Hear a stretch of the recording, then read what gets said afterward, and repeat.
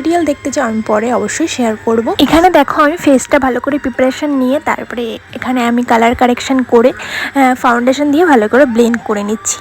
তোমরা যতই ভালো করে ব্লেন্ড করবে তোমাদের মেকআপটা ততই ভালো সুন্দর ফুটে উঠবে লাস্ট ফিনিশিংটা। তারপরে এখানে আমি কনসিলার দিয়ে নিচ্ছি, কনসিলার দেওয়ার পরেও আমি ভালো করে ব্লেন্ডিং করে নিচ্ছি।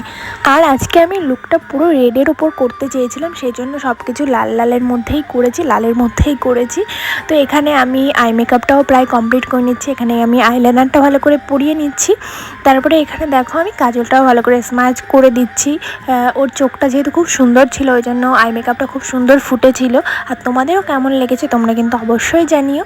এখানে আমি ব্লাশ দিচ্ছিলাম আর এখানে একটা ব্লাশ দিতে ওকে আমি আসতে বলছি আর আমি নিজেও গাল ফুলিয়ে হাসছি। এরকম হয় না, ওকে একটা কিছু করতে বলছি সেটা নিজেই আমিই করছি।